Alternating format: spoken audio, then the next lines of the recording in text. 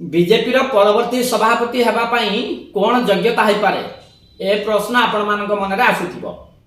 दक्षिण आ पूर्वांचल को छाड़ी देले देशर अन्य भाग रे बीजेपी निजको प्रतिष्ठित कर सारिछि। आ पूर्वर बिहार आ दक्षिण तमिलनाडु एवं केरल रे आगामी दिन रे निर्वाचन हेबो। ताल देखिबा जति एही दृष्टि दक्षिण किबा पूर्व भारत रु काहाको बीजेपी राष्ट्र सभापति करिबा रूपे बाछि पारे जे भी हूँ जने बछा जीव एदिग ताले मु आपन योग्यता कहूची जे द्वितीय योग्यता हला जे पार्टी प्रति अनुगत आ सांगठनिक दक्षता। तृतीय योग्यता हला आरएसएस तथा प्रधानमंत्री मोदी आ गृहमंत्री अमित शाह को सह संपर्क। एही सब योग्यता आधार रे केंद्र मंत्री धर्मेंद्र प्रधान और जी किशन रेड्डी को ना सबुठ आगरे रही।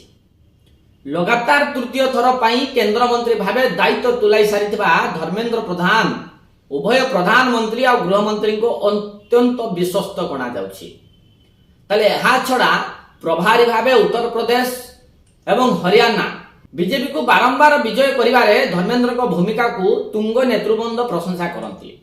ताले निकट रे बीजेपी को ओडिशा शासन क्षमता को आनिबा को धर्मेंद्र एक मुख्य भूमिका नहीं थिले। ताले एही दृष्टि धर्मेंद्र आ प्रधान राष्ट्र सभापति हेबा बहु संभावना रही।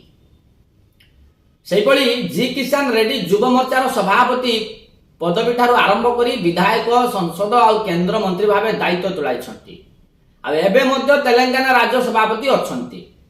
ताले किशन कर मध्य प्रधानमंत्री मोदी को संपर्क बेस भलो।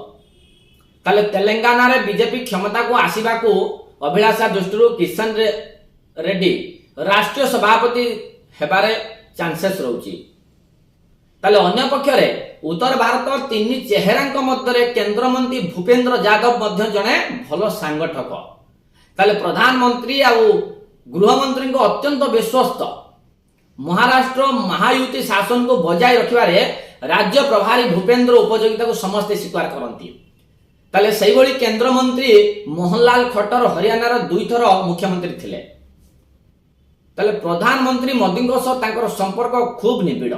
जने आरएसएस प्रचारक भावे मनोहर खूब जनाशुना।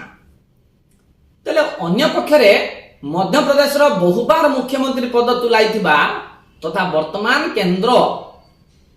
केंद्र मंत्री शिवराज सिंह चौहान जने दक्ष संगठक और आरएसएस सह निबिड़ संपर्क पाई जनाशुना।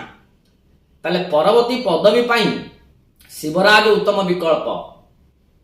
मात्र प्रधानमंत्री और गृहमंत्री सह भल संपर्क नथिबा राजनीतिक महल रे आलोचना हुए।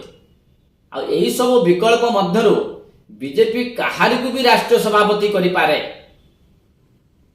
एहा छड़ा सबुबेले आश्चर्यजनक चेहरा सामना को आणुथिबा मोदी बा शाह को जोड़ी कोनोसी नुआ व्यक्ति को मध्य मनोनीत करि पारंती। देखा जाऊ काहा को बाछुची बीजेपी। कारण समस्तक भितरे पूरा गुण भरपूर अछि। सांगठनिक हेउ कि आरएसएस हो बा सभापति भी हिसाब रे समस्ते निज निज जगार बेस भलो परफॉर्मेंस करछंती। देखा जाऊ वर्तमान राष्ट्रीय बीजेपी बा बीजेपी सरकार काहाकू राष्ट्रीय हिसाब रे बाछुची। रहुची नमस्कार।